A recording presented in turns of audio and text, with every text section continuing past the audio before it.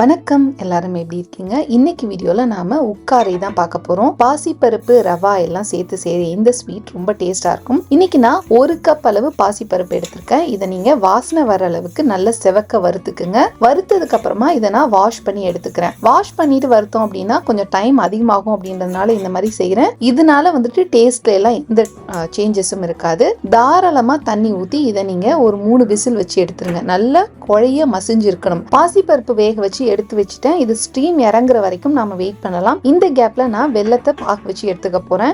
இன்னைக்கு நான் 350 கிராம் வெல்லம் எடுத்திருக்கேன். இது வந்து பாத்தீங்கன்னா எனக்கு ரொம்ப கரெக்டா இருந்தது.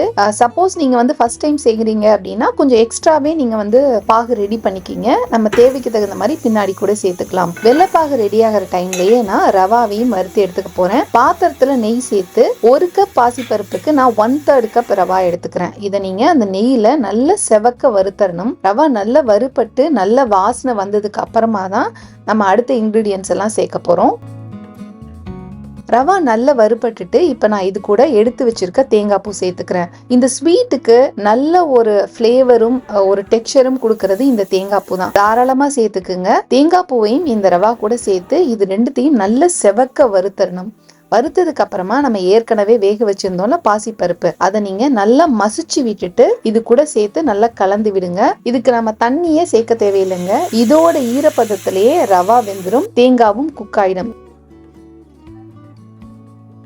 இதை நல்லா கலந்து விட்டு வெல்லம் நல்லா கரைஞ்சோன்னு அதை நாம இந்த பாசிப்பருப்பு கூட சேர்த்து நல்லா கிளறி விட்டீங்க அப்படின்னா முதல்ல கொஞ்சம் நீர்க்க இருக்கிற மாதிரி இருக்கும். பட் ஹீட் கம்மியா வச்சு நிதானமா கிளறினீங்கன்னா நல்லா கெட்டியா திரண்டு வந்துடும். இதுக்கு வந்து ரொம்ப நெய் தேவைப்படாது. ஏற்கனவே நான் வந்து ஒரு 2 ஸ்பூன் அளவு நெய் போட்டிருக்கேன். நம்ம இறக்கிறதுக்கு முன்னாடி 1 டேபிள் ஸ்பூன் அளவு நெய் போட்டு இறக்கணும் அப்படின்னா நல்ல ரிச்சா இருக்கும். சப்போஸ் நீங்க வந்து ரொம்ப ஹெல்த் கான்சியஸ், கீ வந்து கம்மி பண்ணிக்கலாம்னு நினைச்சீங்கன்னா இதோடய நீங்க ஸ்டாப் பண்ணிக்கலாம். இது கூட நான் வாசனைக்காக கொஞ்சமா ஏலக்காய் பொடி சேர்த்துக்கிறேன்.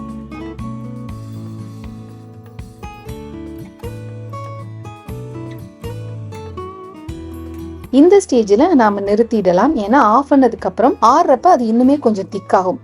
ரொம்ப நீங்க திக்கா கிளறிட்டு நிறுத்தினீங்க அப்படின்னா அப்புறம் அது கேக் மாதிரி ஆயிடும். செம டேஸ்டியான உக்காரை ரெடி. உங்களுக்கு பாசிப்பருப்போட டேஸ்ட் ரொம்ப பிடிக்கும், ஒரு ட்ரெடிஷ்னலான ஸ்வீட் ட்ரை பண்ணணும் அப்படின்னு நினைச்சீங்கன்னா கண்டிப்பா இந்த உக்காரை ட்ரை பண்ணுங்க. சட்டுன்னு செஞ்சிடலாம். இதுக்கு தேவையான பொருட்கள் எல்லார் வீட்லயும் அவைலபிளா இருக்கும். வீடியோ பிடிச்சிருந்ததுன்னா மறக்காம லைக் பண்ணுங்க. இது வரைக்கும் நீங்க என்னோட சேனலுக்கு சப்ஸ்கிரைப் பண்ணது இல்லைன்னா அனிதாஸ் ஹாப்பி ஹோம்க்கு சப்ஸ்கிரைப் பண்ணுங்க. நெக்ஸ்ட் இன்னொரு சூப்பரான ரெசிபியோட உங்களை நான் மீட் பண்றேன். அது வரைக்கும் be cool, be happy, bye bye.